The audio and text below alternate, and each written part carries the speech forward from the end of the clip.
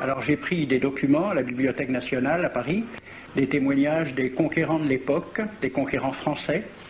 D'abord, des extraits du bréviaire que l'on avait remis aux officiers et soldats qui s'en allaient en Afrique. Cela s'appelait « Aperçu historique, statistique et topographique sur l'état d'Alger ». Voici quelques-uns de ces extraits.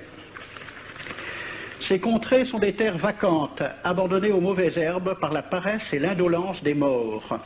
Les femmes du pays sont livrées par la paresse des Arabes, qui passent toute leur vie à fumer, à la turpitude de mœurs extrêmement relâchées. Elles n'ont pas de religion. Beaucoup doutent qu'elles aient une âme immortelle et croient qu'elles ne sont faites que pour la reproduction.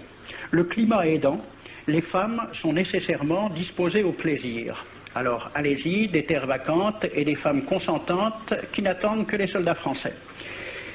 Et puis, à côté, j'ai vu d'autres documents qui marquent l'étonnement des officiers français qui débarquaient en Afrique. C'est Campagne d'Afrique en 1830 par un officier du corps expéditionnaire. Cette terre, qu'on avait présentée comme sauvage et inhabitée, est couverte de jolies maisons de campagne entourées de jardins. Toutes sont bâties sur des hauteurs dont les mouvements onduleux contrastent tout à fait avec l'aridité des côtes de Provence.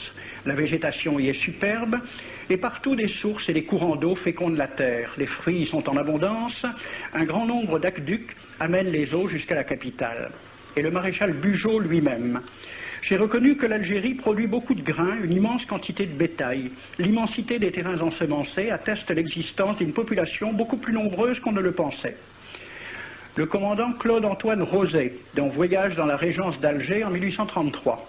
Presque tous les hommes savent lire et compter. En France, on compte à l'époque 40% d'analphabètes. Ainsi, les soldats qui débarquent sont en général moins instruits que les sauvages qu'ils viennent civiliser. Le ministre de la guerre de l'époque, il s'appelait Girard. Il faut se résigner à refouler au loin, à exterminer même la population indigène. Le ravage, l'incendie, la ruine de l'agriculture sont peut-être les seuls moyens d'établir solidement notre domination. Savary, duc de Rovigo, apportez des têtes, bouchez les conduites d'eau avec la tête du premier bédouin que vous rencontrerez, au nom bien sûr de la civilisation.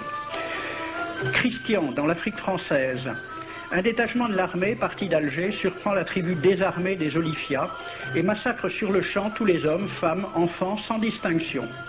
On parlera de 12 000 morts. Les troupeaux raflés aux Olifia seront vendus au consul du Danemark. Quant au reste du butin, il fut exposé au marché de Babazoun. On y voyait des bracelets de femmes, encore attachés à des poignets coupés, et des boucles d'oreilles pendant à des lambeaux de chair, au nom de la civilisation. Le colonel François de Montagnac.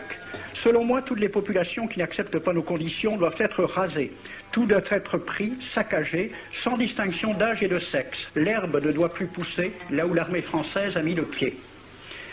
Saint-Arnaud, il était commandant et c'était aussi un mari très attentionné. Il écrit à sa femme « Chère Louise, je suis bivouaqué par une chaleur de 40 degrés au milieu de 20 villages superbes qui ne se sont jamais bien soumis. Je leur ai donné jusqu'à ce soir pour payer les impôts et les amendes que je leur inflige. S'ils ne s'exécutent pas, j'enverrai 3 colonnes brûler tout. » En juin 1845, la tribu des Ouled Riha, chassée de ses douars par les détachements incendiaires du colonel Pélissier, se réfugie dans des grottes de montagne. Ordre du maréchal Bugeaud. Si ces gredins se retirent dans leurs cavernes, imitez Cavaignac aux Béha, fumez-les à outrance comme des renards. Voici le récit d'un témoin, français bien sûr. Voir au milieu de la nuit, à la faveur de la lune, un corps de troupes françaises occupé à entretenir un feu infernal. Entendre les sourds gémissements des hommes, des femmes, des enfants et des animaux, le craquement des rochers calcinés s'écroulant. Le matin, quand on chercha à dégager l'entrée des cavernes, gisaient des bœufs, des ânes, des moutons. Parmi les animaux, entassés sous eux, on trouvait des hommes, des femmes, des enfants. J'ai vu un homme mort, le genou à terre, la main crispée sur la corne d'un bœuf. Devant lui était une femme tenant son enfant dans ses bras. Cet homme avait été asphyxié au moment où il cherchait à préserver sa famille de la rage de cet animal. On a compté 760 cadavres. Le 8 mai 1845, Saint-Arnaud découvre 500 Algériens qui s'abritent dans une grotte entre Ténès et Mostaganem. Saint-Arnaud ordonne à ses soldats de les emmurer vivants.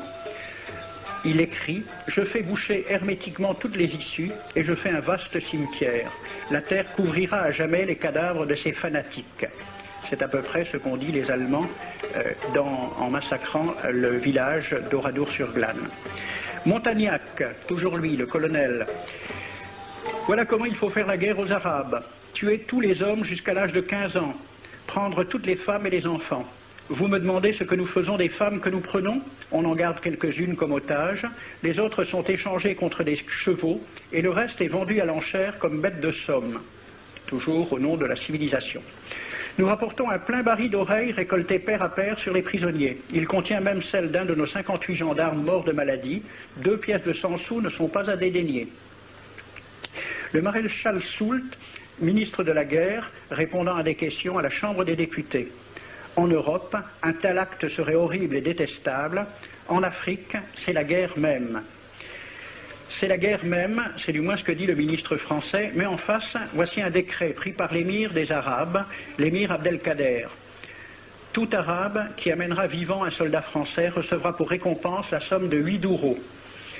Tout Arabe qui aura un Français en sa possession sera tenu de le bien traiter et de le conduire le plus promptement possible, soit devant le califat, soit devant l'émir lui-même.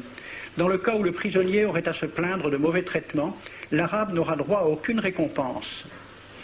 À la lecture de ce décret, question d'un soldat algérien, quelle récompense pour un prisonnier vivant? L'émir répond 8 douros. Et pour une tête coupée, l'émir répond 25 coups de bâton sur la plante des pieds. De quel côté était la civilisation? J'ai donc fait ce film avec les citations et des dessins et gravures qui étaient à la Bibliothèque nationale à Paris, et j'ai proposé le film à la Ligue de l'enseignement pour qu'il soit projeté dans les lycées et collèges de France et de Navarre. La Ligue de l'enseignement l'a refusé avec cette appréciation. Quoique très correctement réalisé et basé sur des documents indiscutables, ce film va à l'encontre de toutes les idées qui servent de base à l'enseignement de la pénétration française en Afrique du Nord, ce qui rend sa diffusion impossible. C'était reconnaître que l'enseignement n'avait pas pour but l'éducation, c'est-à-dire l'ouverture vers la réalité, mais l'endoctrinement au service d'une idée politique.